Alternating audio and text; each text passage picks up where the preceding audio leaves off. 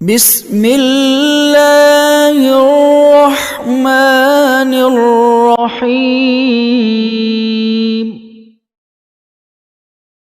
السلام علیکم ورحمۃ اللہ وبرکاتہ۔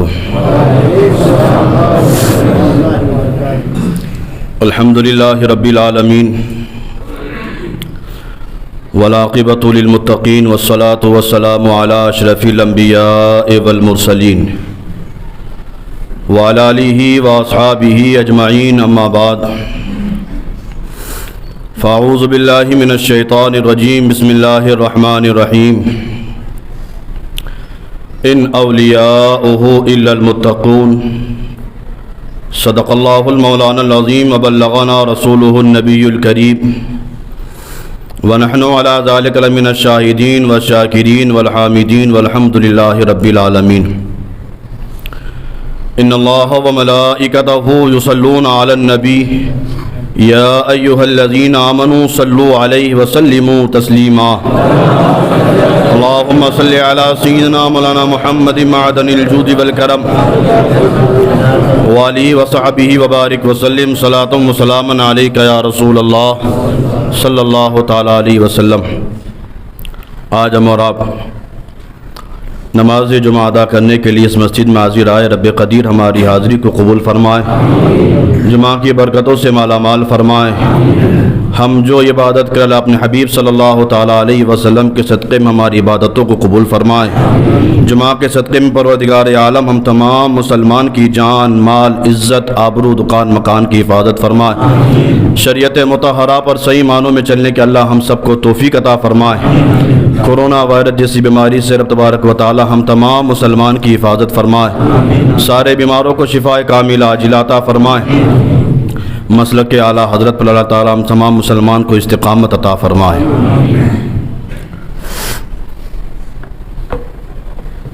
ایک شاعر نے کہا تھا،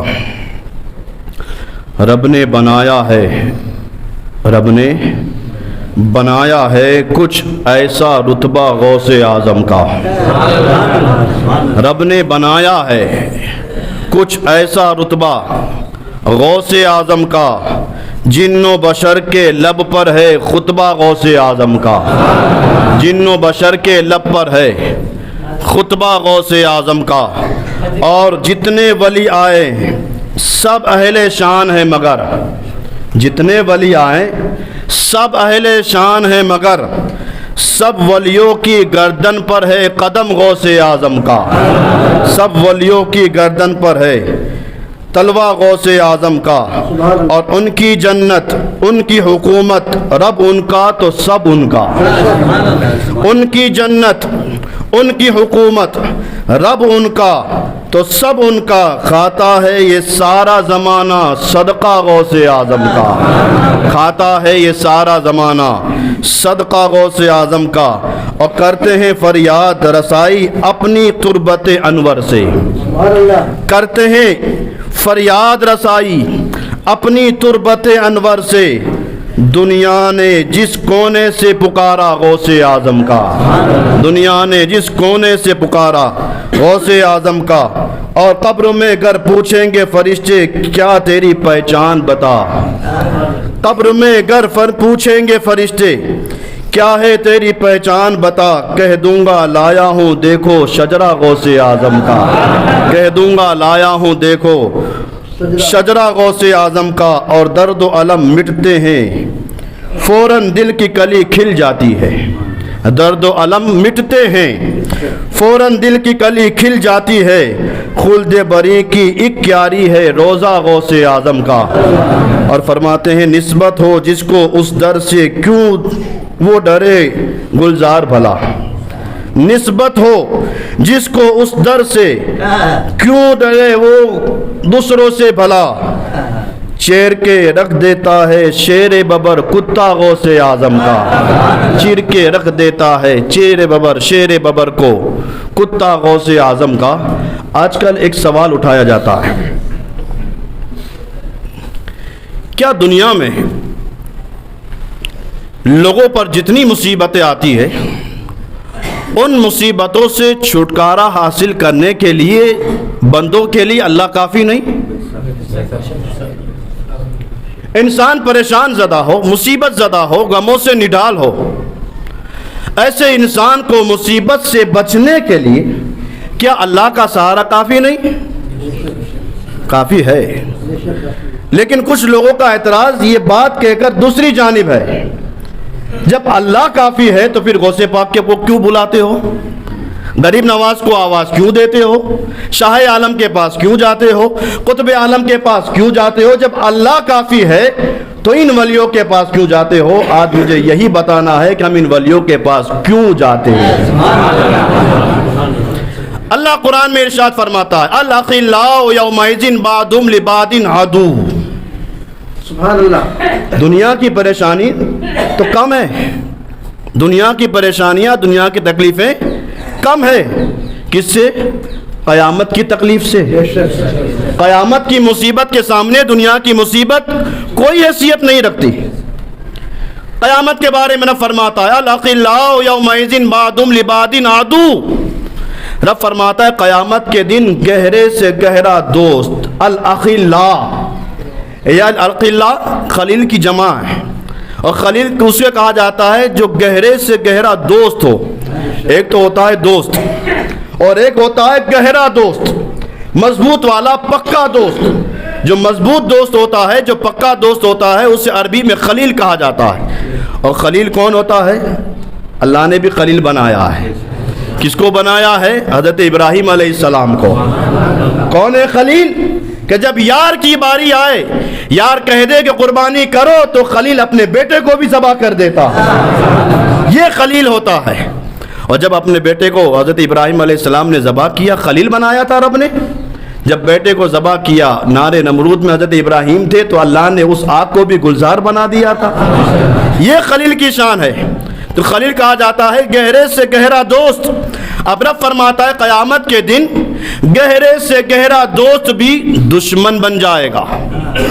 گہرے سے گہرا دوست دشمن، عدو، قرآن کے الفاظ ہے کہ وہ گہرے سے گہرا دوست دشمن بن جائے گا۔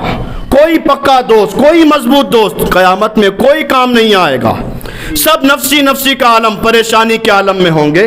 کوئی مدد کرنے والا نہیں، کوئی پوچھنے والا نہیں، کوئی انتظار کرنے والا نہیں، کوئی سارا انتظام کرنے والا نہیں، سب پریشان، نفسی نفسی کا عالم۔ رب فرماتا ہے گہرے سے گہرا دوست ہوگا، وہ بھی قیامت میں تمہارا دشمن ہو جائے گا۔ لیکن الا المتقین، رب فرماتا ہے قیامت میں اگر کوئی کام آئے گا تو میرے اولیاء کام آئیں گے۔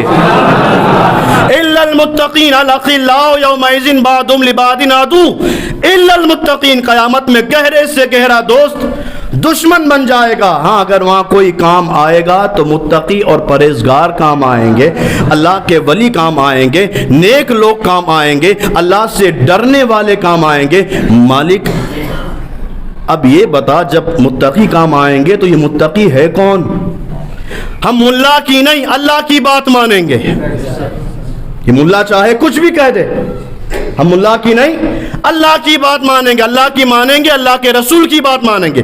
مالک جب قیامت میں گہرے سے گہرا دوست دشمن ہو جائے گا، متقی کام آئیں گے، تو مالک متقی ہے کون؟ متقی کی پہچان بھی بتا دے۔ تو رب فرماتا ان اولیاؤہ الا المتقون، رب قرآن میں فرماتا ہے جو میرے ولی ہیں یہی تو متقی ہیں، جن کو میں نے اپنی بارگاہ کا مقبول بنا لیا ہے، جن کو میں نے اپنا دوست بنا دیا ہے، یہی متقی پرہیزگار ہے، اور یہی اولیاء کرام کل قیامت میں تمہارے کام آئیں گے۔ جب اللہ کے اولیاء قیامت میں کام آئیں گے تو زمین پر کام نہیں آ سکتے۔ سارے اولیاء متقی، اور ان سارے ولیوں کے سردار حضور غوث پاک رضی اللہ تعالیٰ عنہ امام الاتقیاء، متقیوں کے بھی سردار ہیں غوث پاک۔ غوث پاک متقیوں کے بھی سردار ہیں۔ اعلیٰ حضرت فرماتے غوث اعظم امام متقا والنقا، غوث اعظم امام متقا والنقا، جلوہ شان قدرت پہ لاکھوں سلام، جلوہ شان قدرت پہ لاکھوں سلام۔ یہ متقیوں کے اوصاف ہے، اور ان سارے متقیوں میں سب سے بڑا مقام اگر کسی کا ہے تو بڑے پیر دستگیر کا ہے۔ حضور غوث پاک رضی اللہ تعالیٰ عنہ، جب اور اولیاء زمین پر کام آ سکتے ہیں قیامت میں کام آ سکتے ہیں، تو جو ولیوں کا سردار ہو ہم ان کو یاد کریں تو کیا وہ ہمارے کام نہیں آ سکتے؟ اور حضور غوث پاک رضی اللہ تعالیٰ عنہ کی شان تو یہ شان ہے. ایک بزرگ تھے، ان سے کوئی خطا ہوئی تو اللہ تبارک و تعالیٰ نے ان کی ولایت کو چھین لیا. اللہ نے اس ولی کی ولایت کو چھین لیا. جیسی ولایت چھین لی گئی تب اس ولی نے 360 اولیاء کرام کے پاس گئے اور جا کر کہا کہ میں اللہ کا ولی تھا، کچھ غلطی ہو گئی، اللہ نے میری ولایت کو چھین لیا ہے، تو آپ لوگ اللہ کی بارگاہ میں دعا کرو اللہ مجھے میری ولایت واپس عطا کر دے. 360 اولیاء کرام نے ہاتھ اٹھائے اللہ کی بارگاہ میں. یہ ایک ہمارے ہاتھ ہے اور یہ اللہ والوں کے ہاتھ ہیں. 360 اولیاء کرام نے اللہ کی بارگاہ میں ہاتھ اٹھائے اور عرض کی مالک اس انسان سے غلطی ہو گئی، اس انسان کی ولایت کو تو واپس کر دے. رب کی طرف سے آواز آئی تم اپنے ہاتھوں کو نیچے کر لو. ہم نے اس بندے کا نام مقبول سے مردود میں لکھ دیا ہے. اب یہ اشقیاء کی فہرست میں آ چکا ہے، بدبخت کی فہرست میں آ چکا ہے. اپنے ہاتھ نیچے کر لو. ہم نے لوح محفوظ پر بھی لکھ دیا ہے اب یہ مردود ہی رہے گا، مقبول نہیں بن سکتا. 360 اولیاء کرام نے ہاتھ اٹھائے، اللہ نے ان کی دعا کو قبول نہ کیا. لوگوں نے اس سے کہا کہ اب بھی تیرے پاس ایک راستہ ہے، تو بڑے پیر کی بارگاہ میں چلا جا، تو غوث پاک کی بارگاہ میں چلا جا. اور غوث پاک اللہ کے مقبول بھی ہیں محبوب بھی ہیں. غوث پاک مقبول بھی ہیں محبوب بھی ہیں، تو ان کے پاس چلا جا. وہ انسان 360 اولیاء کرام کی باتیں سن کر غوث پاک کے دربار میں اور آ کر عرض کی حضور 360 اولیاء کرام دعا کر چکے، کچھ نہ ملا، لیکن اب بھی دل میں یہ بات ہے کہ آپ دعا کریں گے اللہ ضرور راضی ہو جائے گا، اللہ فوراً دعا قبول فرما لے گا، اور جو میری ولایت چلی گئی ہے وہ ولایت بھی واپس آ جائے گی. حضور آپ دعا کر دیں. حضور غوث پاک نے اللہ کی بارگاہ میں ہاتھ اٹھا دیے. عرض کی مالک یہ آیا ہے بندہ میرے پاس، تو نے اسے مردود بنا دیا ہے، اور مالک تیری شان ہے تو مقبول سے مردود بناتا ہے، مردود سے مقبول بناتا ہے. تو ان اللہ علی کل شیء قدیر، ہر چیز پر قادر ہے، تو ہر چیز پر قادر ہے، سب کچھ کر سکتا ہے. مالک جب تو سب کچھ کر سکتا ہے، مقبول کو مردود بنا سکتا ہے، تو اب مردود کو تو مقبول بنا لے، تو تیری شان میں کوئی کمی تو نہیں آئے گی. جو مردود ہو چکا ہے اس مردود کو تو مقبول بنا ڈالے تو تیری شان میں کوئی کمی تو نہیں آئے گی. مالک یہ جو مردود آیا ہے اب میرے پاس آیا ہے تو اس کو مقبول بنا دے. حاطف غیبی سے آواز آئی عبد القادر کیا تمہیں معلوم نہیں اب تک 360 اولیاء کرام دعا کر چکے؟ عبد القادر کیا تمہیں معلوم نہیں کہ اب تک 360 اولیاء کرام دعا کر چکے ہیں؟ ان کی دعا کو میں نے رد کر دیا، پھر بھی تم نے دعا کی. 360 اولیاء کرام نے دعا کی، ان کی دعا کو رد کر دیا، پھر بھی تم نے دعا کی. کیا تمہیں معلوم نہیں؟ غوث پاک وجدانی کیفیت میں آئے اور عرض کی مالک میں جانتا ہوں 360 ولیوں نے دعا کی، یہ میں جانتا ہوں، لیکن مالک جب اس مردود کو مردود ہی رکھنا تھا تو میرے در تک بھیجا کیوں؟ اس مردود کو مردود ہی رکھنا تھا تو میرے پاس بھیجا کیوں؟ اور جب بھیج دیا تو مجھے دعا کی توفیق دی کیوں؟ مجھے دعا کی توفیق دی کیوں؟ اب جب دعا کر لی تو مالک تو کہہ رہا ہے کہ دعا قبول نہ کرے گا، یہ محبوب کی شان. جب دعا کر دی تو اب مالک تو کہتا ہے کہ رد کر دی جائے گی. مالک جب بھیجنا ہی نہیں تھا، جب اس کو محبوب بنانا ہی نہیں تھا، مقبول بنانا ہی نہیں تھا، تو میرے پاس بھیجا کیوں؟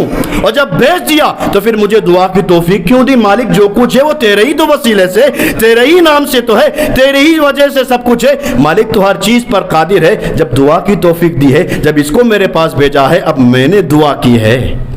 حاطف غیبی سے آواز آتی عبد القادر تیری یہی ادا تو ہمیں پسند ہے. عبد القادر تیری یہی ادا تو ہمیں پسند ہے. 360 اولیاء کرام کی دعا کو ہم نے رد کر دیا، لیکن جب تو نے دعا کی ہے تو اب اس بندے کو ہم نے تیرے حوالے کر دیا. اب اس بندے کو ہم نے تیرے حوالے کر دیا ہے. اب جو تو چاہے کرے، اب تو جو چاہے کرے. حضور غوث پاک نے اپنے ہاتھوں کو منہ پہ پھرایا، دعا مکمل کی، اسی مردود پر نگاہ ڈالی، زمانے کا مقبول بنا دیا. حضور غوث پاک فرماتے ہیں کہ اللہ تعالیٰ نے مجھے وہ مقام عطا فرمایا ہے کہ مجھ سے جو مانگو گے وہ ملے گا، مجھ سے جو مانگو گے وہ ملے گا۔ مانگنے والے کو ظرف آنا چاہیے کہ مجھ سے کس طرح مانگ رہا ہے۔ اعلیٰ حضرت فرماتے نے کہا تو نے کہ جو مانگو گے وہ ملے گا، کہا تو نے جو مانگو گے وہ ملے گا۔ دیکھیں غوث پاک نے تو فرما دیا کہ مجھ سے جو مانگو گے وہ ملے گا، لیکن مانگنے والے کو مانگنے کا طریقہ بھی آنا چاہیے۔ بڑی بارگاہ ہے، یہاں پر کیسے مانگا جائے، کیسے لیا جائے۔ اعلیٰ حضرت نے بھی مانگا، کیا مانگا اعلیٰ حضرت نے؟ سلطان محمود غزنوی کا نام سنا ہے؟ بولو سنا ہے کہ نہیں؟ سلطان محمود غزنوی کے ایک خاص خادم تھے حضرت ایاز۔ وہ ایاز بھی کوئی معمولی نہیں تھے، وہ حضرت ایاز بہت دانا تھے۔ بات یاد آ گئی، بتاتا چلو۔ سلطان محمود غزنوی ایک مرتبہ بیٹھے تھے، ایک فقیر آیا اور ایک فقیر نے آ کر کہا کہ اللہ نے مجھے وہ طاقت دی ہے کہ میں خضر سے ملاقات کرا سکتا ہوں، میں حضرت خضر علیہ السلام سے ملاقات کرا سکتا ہوں۔ سلطان محمود غزنوی نے کہا ٹھیک ہے، مجھے خضر سے ملاقات کرنی ہے۔ کہا ایسے نہیں، میں غریب انسان ہوں، میرے گھر کا خرچہ اٹھانا پڑے گا، میں تمہارے لیے عبادت ریاضت مجاہدے کروں گا، اور جب عبادت ریاضت مجاہدے کروں گا تو کماؤں گا نہیں، صرف تمہارے لیے دعا کرتا رہوں گا، میرے گھر کا خرچہ چلانا پڑے گا۔ سلطان محمود غزنوی نے کہا ٹھیک ہے، کوئی بات نہیں، تیرے گھر کا خرچہ میں سلطان اٹھا لوں گا۔ 6 مہینے تک روزانہ خرچہ بھیجا۔ 6 مہینے کے بعد سلطان محمود غزنوی نے اسی فقیر کو بلا، کہا 6 مہینے ہو گئے، کچھ اسباب بنے کہ نہیں، خضر سے ملاقات کراؤ۔ کہا بادشاہ سلامت، تھوڑی سی دقت آ گئی تھی، وظیفہ کچھ کم ہو گیا تھا، ابھی 6 مہینہ اور لگے گا، 12 مہینے، 1 سال۔ کہا ٹھیک ہے کوئی بات نہیں، 1 سال ہو گئے۔ 1 سال کے بعد سلطان محمود نے اسی خادم فقیر کو بلا، کہا 1 سال ہو گیا، 12 مہینے ہو گئے، روزانہ خرچہ بھیجتا ہوں، روز تو وظیفے کرتا ہے، یہ بتا کیا خضر سے کوئی اسباب بنے کہ نہیں، خضر سے ملاقات ہو سکتی ہے یا نہیں؟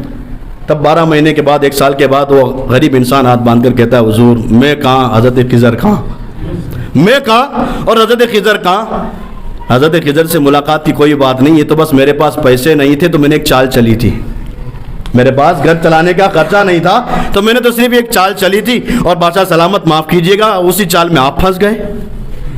میں کہاں خضر کہاں، میں کیسے ملاقات کرا سکتا ہوں، بس میرے تو گھر کا خرچہ چلنا چاہیے، اس لیے میں نے یہ بات کہی تھی۔ سلطان محمود غزنوی کو جلال ہے، کہا ہے وزیر بتاؤ اس کا کیا کیا جائے۔ وزیر نے کہا بادشاہ اس نے آپ کو دھوکہ دیا، اس کو قتل کر دیا جائے۔ ایک بزرگ کھڑے ہوئے سلطان کی بارگاہ میں، کھڑے ہو کر کہا کہ بادشاہ وزیر نے جو کہا وہ بات صحیح ہے۔ دوسرے وزیر سے پوچھا، دوسرے وزیر نے کہا بادشاہ سلامت اس نے آپ کو دھوکہ دیا ہے، اس کو سخت سے سخت سزا دی جائے۔ پھر وہ بزرگ کھڑے ہوئے، کہا بادشاہ سلامت دوسرے وزیر نے جو بات کہی وہ بھی بات صحیح ہے۔ تیسرے میں حضرت ایاز کھڑے ہوئے، حضرت ایاز سے سلطان نے پوچھا ایاز بتاؤ کیا کیا جائے؟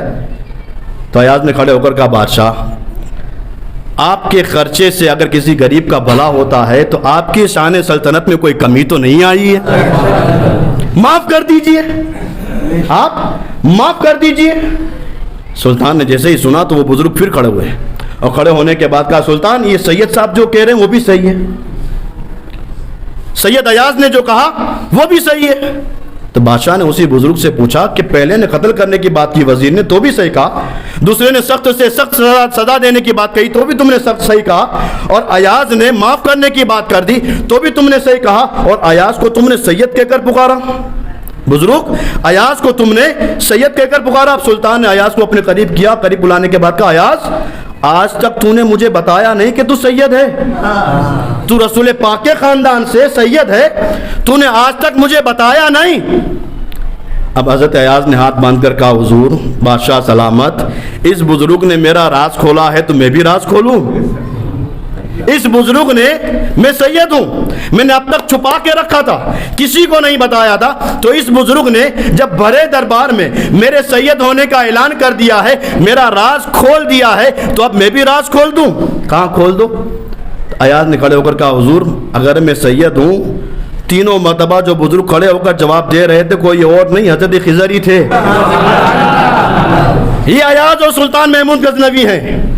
سلطان محمود غزنوی نے ایک مرتبہ کہا کہ جس کو میرے دربار سے جو چاہیے وہ لے لے، جو جس چیز پر ہاتھ رکھے گا وہ چیز اس کی، سارے وزراء عمرہ جتنے تھے، کوئی ہیرے جواہرات پر، کوئی سونے چاندی پر، جہاں جہاں ان کی مرضی تھی سب نے ہاتھ رکھ دیے کہ یہ میرا، یہ میرا، یہ میرا، یہ میرا۔ جب سارے وزراء، سارے عمرہ سب ہاتھ رکھ چکے، اب سلطان محمود غزنوی نے ایاز سے کہا، ایاز کیا تمہیں کچھ نہیں چاہیے؟ تم بھی کسی چیز پر ہاتھ رکھ دو۔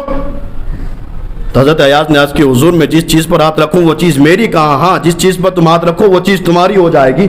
ایاز کھڑے ہوئے اور سلطان محمود غزنوی کے سر پر ہاتھ رکھ دیا۔ سلطان محمود غزنوی نے پوچھا، یہ کیا کر رہے ہو؟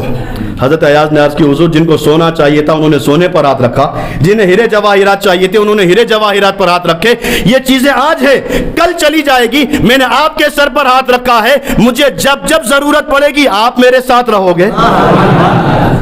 یہ مانگنے کا ظرف آنا چاہیے، مانگنے کا طریقہ آنا چاہیے۔ غوث پاک فرماتے، مجھ سے جو مانگو گے وہ تمہیں ملے گا، لیکن مانگنے کا طریقہ آنا چاہیے۔ اعلیٰ حضرت نے بھی مانگا تو کس شان سے مانگا؟ کہا تو نے جو مانگو گے وہ ملے گا، کہا تو نے جو مانگو گے وہ ملے گا۔ رضا تجھ سے تیرا سائل ہے یا غوث، رضا تجھ سے تیرا سائل ہے یا غوث۔ یعنی اعلیٰ حضرت فرماتے ہیں کہ یا غوث پاک آپ نے فرمایا ہے جو مانگو گے وہ ملے گا، تو اب احمد رضا آپ سے آپ ہی کو مانگتا ہے، آپ سے آپ ہی کو مانگتا ہے۔ جب آپ کو مانگ لیا، آپ میرے پاس آ گئے تو یہ دنیا بھی سنور گئی اور آخرت بھی سنور گئی۔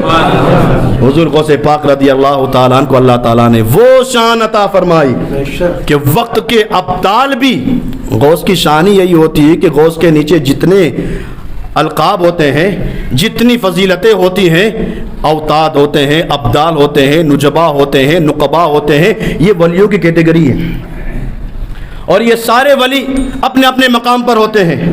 غوث پاک رضی اللہ تعالیٰ عنہ کی شان یہ ہے کہ غوث پاک جس انسان پر نگاہ ڈالے وہی ولی بن سکتا ہے، اور جس سے نگاہ ہٹا لے تو پھر وہ ولی بھی ہو تو مردود ہو جاتا ہے۔ حضور غوث پاک کے مطلب اپنی خانقاہ میں بیٹھے تھے کہ وقت کا ایک ابدال حضور غوث پاک کے دروازے پر مفلوج ہو کر بیٹھا تھا۔ کون تھا وہ؟ ایک ابدال تھا، اور مفلوج، ہاتھ پاؤں سکڑ گئے ہیں، غوث پاک کے دروازے پر بیٹھا۔ جب غوث پاک کے دروازے پر بیٹھا تھا، غوث پاک کا ایک مرید وہاں سے گزرا۔ غوث پاک کے مرید کا گزرنا تھا کہ اسی وقت کے ابدال نے جو مفلوج ہو کر بیٹھے تھے، انہوں نے غوث پاک کے مرید سے کہا کہ شیخ عبدالقادر کے پاس جاتے ہو تو میرے لیے دعا کروا دو، میں مفلوج زدہ ہو گیا ہوں، میرے لیے دعا کروا دو۔ وہ مرید غوث پاک کی بارگاہ میں آیا اور آ کر عرض کی، حضور دروازے پر ایک انسان ہے، بہت مجبور ہو چکا ہے، مفلوج ہو گیا ہے، ساری دنیا کی پریشانیوں نے گھیر لیا ہے، آپ اس کے لیے دعا کر دیں۔ حضور غوث پاک نے اپنے مرید سے ارشاد فرمایا، میرے مرید جانتے ہو وہ کون ہے؟ وہ جو دروازے پہ پڑا ہے، دروازے پر لیٹا ہے، جانتے ہو وہ کون ہے؟ مرید نے کہا، حضور میں نہیں جانتا ہوں۔ غوث پاک فرماتے ہیں وہ وقت کا ابدال ہے، کوئی عام نہیں، وقت کا ابدال ہے۔ اور حدیث میں آیا ہے کہ ابدال کی شان کیا جانتے ہو؟ پوری دنیا میں سینکڑوں اولیاء ہوتے ہیں، ہر زمانے میں، ہر شہر میں، پوری دنیا میں سینکڑوں اولیاء کرام ہوتے ہیں، لیکن ایک زمانے میں ابدال صرف 40 یا 70 ہی ہوتے ہیں، اس سے زیادہ ابدال نہیں ہوتے ہیں۔ اور سرکار فرماتے ہیں یہی ابدال ہے جن کے سبب اللہ آسمان سے بارش بھیجتا ہے، یہی ابدال ہے جن کے وجہ سے اللہ تعالیٰ مصیبت زدہ انسان کی مصیبت کو ختم کر دیتا ہے، یہ ابدال کی شان ہے۔ تو غوث پاک فرماتے اپنے مرید سے، تو جانتا ہے یہ کون ہے؟ کہا نہیں حضور میں نہیں جانتا ہوں۔ کہا یہ وقت کا ابدال ہے۔ کہا حضور جب یہ وقت کا ابدال ہے، اتنی بڑی پوسٹ والا ہے، تو آپ کے دربار میں، آپ کی خانقاہ کے بعد دروازے پر پڑا ہوا ہے، کیا بات ہے؟ کہا یہ اللہ نے اسے یہ شان عطا فرمائی تھی کہ اس کو جہاں جانا ہوتا تھا یہ اڑ کے وہاں چلے جاتا تھا۔ شان کیا تھی؟ اڑ کے چلا جاتا تھا۔ کہا حضور پھر کیا ہوا؟ کہا یہ تینوں دوست اڑ کر جا رہے تھے، میری خانقاہ کے قریب جب پہنچے تو دو دوست تو سائیڈ میں ہو گئے۔ دونوں دوستوں نے کہا کہ غوث پاک کی خانقاہ کے اوپر سے ہم نہیں جائیں گے، یہ غوث پاک کی خانقاہ ہے، غوث پاک کی خانقاہ کے اوپر سے ہم چلے جائیں گے تو اللہ ہماری ولایت کو سلب کر لے گا، ہماری ولایت خطرے میں آ جائے گی۔ اس کے دونوں دوستوں سائیڈ میں ہو گئے۔ یہ انسان جو ابدال تھا، وقت کا ولی تھا، اس نے کہا کہ غوث پاک بھی ولی، میں بھی ولی، میں تو غوث پاک کی خانقاہ کی چھت کے اوپر سے جاؤں گا۔ بس اس کا وہاں سے نکلنا ہوا، میں نے نگاہ ڈالی، وہ فوراً آ کر میری خانقاہ میں گر گیا، نیچے آ کر گرنا تھا کہ ولایت بھی ختم ہو گئی۔ حضور غوث پاک رضی اللہ تعالیٰ نے جب یہ ارشاد فرمایا تو مرید نے کہا حضور غلطی اس سے ہو گئی، آپ معاف کر دیں، آپ معاف کر دیں حضور۔ حضور غوث پاک رضی اللہ تعالیٰ نے ارشاد فرمایا ٹھیک ہے اگر وہ معافی مانگتا ہے تو میں نے اسے معاف بھی کر دیا، اور جو ولایت کے منصب پر جو فائز تھا میں نے اس کو وہاں فائز بھی فرما دیا، جو ابدال کی کیٹیگری میں تھا اس مقام پر بھی میں نے پہنچا دیا۔ یہ حضور غوث پاک کی شان ہے۔ اور حضور غوث پاک کی ایک بڑی شان یہ ہے کہ غوث پاک کبھی کسی کو کچھ دے دیتے ہیں نا تو انسان کو معلوم بھی نہیں ہوتا کہ میرے پاس وہ چیز آ گئی، وہ چیز میرے پاس آ گئی، اس بندے کو معلوم بھی نہیں ہوتا۔ غوث پاک اتنی آسانی چھپکے سے دے دیتے ہیں، مل تو جاتا ہے غوث پاک کے در سے۔ ہو نہیں سکتا کہ مانگا ہو غوث پاک سے اور ملے نہیں، یہ ہو ہی نہیں سکتا۔ مانگا ہو غوث پاک سے اور ملے نہیں، ایسا ہو ہی نہیں سکتا۔ غوث پاک سے ملتا سب کچھ ہے، لیکن کبھی کبھی ایسا ہوتا ہے کہ غوث پاک اتنی آسانی سے چیز انسان کو دے دیتے ہیں کہ اسے معلوم نہیں ہوتا کہ مجھے کیسے ملا، اسے معلوم ہی نہیں چلتا، پتہ ہی نہیں چلتا۔ غوث پاک کے دربار میں ایک خادم تھا۔ خادم کیا کرتا تھا جانتے ہو؟ خادم کا کام یہ تھا، غوث پاک نے ارشاد فرمایا تھا میرے دربار میں جتنے بھی اولیاء آئیں، جتنے بھی بڑے بڑے اولیاء کرام آئیں گے، تجھے ان کے لیے وضو کے لیے پانی کا بندوبست کرنا ہے، پانی کا لوٹا بھر کے رکھنا ہے۔ جو بھی میرے دربار میں ولی آئے ان کو وضو کی ضرورت ہو تو تجھے پانی کا لوٹا اس ولی کی بارگاہ میں پیش کرنا ہے، اور کوئی کام نہیں۔ میری خانقاہ میں بیٹھ کر جتنے بھی ولی آئے ان کے لیے پانی کا انتظام کرنا ہے، وضو کے لیے لوٹا بھر کے دینا ہے، اور کوئی کام نہیں۔ وہ خادم بھی ایسا تھا، ایک دو دن نہیں 40 سال تک خدمت کرتا رہا۔ کتنے سال؟ 40 سال تک۔ 40 سال کوئی معمولی بات ہے؟ 40 سال تک غوث پاک کے دربار میں جتنے اولیاء آئے سب کے لیے پانی کا انتظام وہ آدمی، وہ خادم کرتا رہا۔ 40 سال ہو گئے، وقت کے دو ابدال آئے تھے غوث پاک کی بارگاہ میں کئی کام کے لیے۔ جب کام ہو گیا وہ ابدال جانے لگے تو 40 سال سے جو پانی کا انتظام کرتا تھا اس کے دل میں وسوسہ آیا، یار 40 سال سے میں پانی بھرنے کا انتظام کرتا ہوں، غوث پاک نے تو مجھے کچھ دیا ہی نہیں۔ 40 سال ہو گئے مجھے پانی بھرتے بھرتے اور غوث پاک نے مجھے کچھ دیا ہی نہیں۔ دل کے اندر یہ وسوسہ آیا۔ دو ابدال غوث پاک کی خانقاہ سے باہر نکلے تو اس خادم نے کہا بزرگو تم جا رہے ہو تو مجھے بھی ساتھ لے جاؤ۔ وہ ابدال دور سے آئے تھے، کہا تم جا رہے ہو تو مجھے بھی ساتھ لے جاؤ۔ ان ابدال نے کہا ٹھیک ہے چلو ہمارے ساتھ۔ اب وہ دو ابدال اور غوث پاک کا وہ خادم جو پانی بھر کے انتظام کرتا تھا وہ تینوں چلے۔ صبح سے نکلے، شام کا وقت ہوا تو اب اس خادم نے کہا دونوں ابدالوں سے کہ بزرگو سفر کرتے کرتے تھک گیا ہوں، اب کچھ کھانا بھی دے دو، اب کچھ کھانا بھی دے دو، بھوک لگی ہے۔ تو ان میں سے ایک ابدال نے کہا تمہیں معلوم نہیں ہم ابدال ہیں، ابدال پورا دن کھاتے نہیں ہیں، 24 گھنٹے میں ایک مرتبہ کھاتے ہیں، وہ بھی ایک روٹی۔ 24 گھنٹے میں ایک بار کھاتے ہیں، وہ بھی ایک روٹی کھاتے ہیں، اور ابھی 24 گھنٹہ ہوا نہیں ہے، 24 گھنٹہ ہوگا تب ہم کھائیں گے۔ اب مرتا نہ کرتا بیچارہ کیا کرتا، بھوک لگی تھی اس نے برداشت کر لیا۔ 24 گھنٹے ہو گئے تب خادم نے پھر کہا حضور 24 گھنٹے ہو گئے اب تو بہت بھوک لگی ہے۔ ایک ابدال نے مصلی بچھایا، 2 رکعت نفل پڑھی، اللہ کی بارگاہ میں ہاتھ اٹھائے، ابھی دعا مکمل ہوئی تھی کہ 3 کٹورے سالن کی اور 3 روٹی آ گئی، تینوں نے بانٹ لی، تینوں نے بانٹ لی۔ اب کھانا اتنا اچھا تھا، وہ بھی ایک روٹی، بھوک لگی تھی زیادہ، ایک روٹی تھی، کھا لیا۔ کہا حضور بھوک اور لگی؟ کہا نہیں، اب 24 گھنٹے بعد 24 گھنٹے کا اور انتظار کرو۔ اب مرتا بیچارہ کیا کرتا، بھوک تو زیادہ لگی تھی۔ پھر 24 گھنٹے گزرے، دوسرا دن ہوا، اس نے پھر کہا بزرگوں 24 گھنٹے ہو گئے اب بھوک پھر لگی ہے، بھوک تو پہلے سے لگی ہے لیکن اب زیادہ ہو گئی ہے اور کھانا بھی اتنا اچھا تھا۔ پھر دوسرے ابدال نے مصلی بچھایا، 2 رکعت نماز پڑھی، اللہ کی بارگاہ میں ہاتھ اٹھائے، پھر 3 کٹورے اور 3 روٹیاں آتی ہے، تینوں بانٹ لیتے ہیں، کھا لیتے ہیں۔ دوسرا دن بھی ہو گیا، اب تیسرا دن آیا۔ تیسرے 24 گھنٹے جب گزر گئے تو اس خادم نے پھر کہا بزرگوں اب پھر بھوک لگ گئی، کیا کیا جائے؟ تو ان ابدالوں نے کہا کہ دیکھ پہلے دن اس نے منگایا، دوسرے دن اس نے منگایا، آج تیسرا دن ہے، آج تو منگا۔ تو اس نے کہا بھائی میں کوئی پڑھا لکھا کچھ نہیں ہوں، میں کوئی ولی بھی نہیں ہوں، قطب بھی نہیں ہوں، ابدال بھی نہیں ہوں، کچھ بھی نہیں ہوں، مجھے تو کچھ آتا جاتا نہیں ہے، اور میں تو غوث پاک کی خانقاہ میں رہتا تھا، اور غوث پاک کی خانقاہ میں ہمیشہ لنگر بٹتا رہتا تھا، اور وہی لنگر میں کھاتا رہتا تھا۔ غوث پاک کا لنگر اتنا میں کھاتا تھا دن میں تو میرا پیٹ بھر جاتا تھا، تمہارے ساتھ تو مجھے 24 گھنٹے میں خالی 1 روٹی ملتی ہے، اور وہ بھی 1 روٹی میں میرا پیٹ بھرتا نہیں، اور آج تیسرا دن ہے۔ تو اس ابدال نے کہا کچھ بھی ہو، پہلے دن اس نے منگایا، دوسرے دن اس نے منگایا، آج تیری باری ہے، تو اگر منگا سکتا ہے تو منگا ورنہ بھوکا رہے، تو اگر منگا سکتا ہے تو منگا ورنہ بھوکا رہے، ہمارے یہاں دستور ہے آج تو تجھے ہی منگانا پڑے گا۔ اب وہ خادم بھوکا تو تھا ہی، مصلی بچھایا، 2 رکعت نفل پڑھی، اللہ کی بارگاہ میں ہاتھ اٹھا گیا، مالک مجھے تو کچھ آتا نہیں ہے، مالک مجھے تو کچھ آتا نہیں ہے، لیکن میں غوث پاک کی خدمت کرتا تھا، مجھے کچھ نہیں آتا، لیکن ہاں میں غوث پاک کی خدمت کیا کرتا تھا۔ ابھی اس خادم نے دعا مکمل نہیں کی تھی کہ آسمان سے 6 کٹورے اور 6 روٹیاں آ گئی، 6 کٹورے اور 6 روٹیاں آ گئی۔ جب 6 کٹورے اور 6 روٹیاں آئی تو وہ دونوں ابدال کی بھی آنکھیں کھل گئی، کہیں ہم دعا کرے تو 3 کٹورے اور تو دعا کرے تو 6 کٹورے، ہم دعا کرے تو 3 روٹی اور تو دعا کرے تو 6 روٹیاں، آخر بات کیا ہے؟ تو اس خادم نے کہا بتاؤ تو تم اے وقت کے ابدالوں، بتاؤ تم دعا میں کیا کہتے ہو؟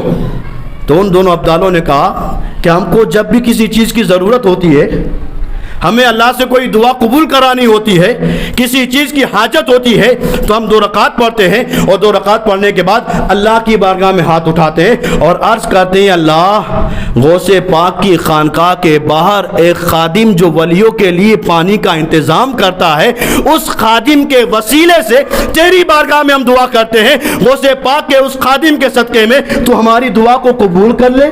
وہ ابدال کہتے ہیں کہ ہمیں جب جب ضرورت ہوتی ہے تو ہم غوث پاک کے خانقاہ کے باہر جو خادم ولیوں کے لیے پانی کا انتظام کرتا ہے اس کے وسیلے سے ہم دعا کرتے ہیں، جب اس کے وسیلے سے دعا کرتے ہیں اللہ ہماری دعا کو قبول فرما لیتا ہے، ہم جو مانگتے ہیں اللہ ہمیں عطا کر دیتا ہے۔ اتنا سننا تھا کہ وہ خادم زار و قطار رونے لگا اور دونوں ابدالوں سے کہنے لگا اے ابدالو مجھے پہچانا، ابدالو مجھے پہچانا؟ ان ابدالوں نے کہا نہیں ہم تجھے نہیں پہچانتے، تو کون ہے؟ تو اس خادم نے اپنے سینے کی طرف جو کرتا تھا وہ کرتا پھاڑ کر اپنا سینہ دکھایا، اور سینہ دکھانے کے بعد اس خادم نے دونوں ابدالوں سے کہا اے ابدالو مجھ سے غلطی ہو گئی، میں تو سوچ رہا تھا کہ غوث پاک نے مجھے کچھ دیا ہی نہیں۔ اب وہ خادم نے کہا اے ابدالو غوث پاک کی خانقاہ کے باہر ولیوں کے لیے پانی کا جو انتظام کرتا ہے وہ کوئی اور نہیں، وہ میں ہی ہوں، جو پانی کا انتظام کرتا ہے کوئی اور نہیں، وہ میں ہی ہوں، مجھ سے غلطی ہو گئی۔ اب اس خادم نے کہا کہ میری دعا سے ابدالوں کی، میرے وسیلے سے ابدالوں کی دعائیں قبول ہوتی ہیں، اللہ نے مجھے غوث پاک کی بارگاہ میں خدمت کرتے کرتے وہ مقام عطا فرما دیا کہ میرے وسیلے سے ابدالوں کی دعائیں قبول ہوتی ہے، اگر میں خود دعا کروں تو اللہ میری دعا کو کیسے قبول فرمائے گا؟ یہ حضور غوث پاک کی خانقاہ میں بیٹھنے والے خادم کی یہ شان ہے، تو پھر غوث پاک کی شان کا عالم کیا ہوگا؟ ہم پھر غوث پاک سے پھر مانگے یا نہ مانگے؟ بولیے غوث پاک سے مانگنا چاہیے کہ نہیں مانگنا چاہیے؟ مصیبت دنیا کی جو بھی آئے اس مصیبت سے چھٹکارا حاصل کرنے کے لیے اللہ کی ذات کافی ہے۔ دنیا کی سے بڑی پریشانیاں، ساری تکالیف سے بچنے کے لیے اللہ کی ذات کافی ہے، لیکن اللہ کی بارگاہ میں سفارش کرنے کے لیے کسی ولی کا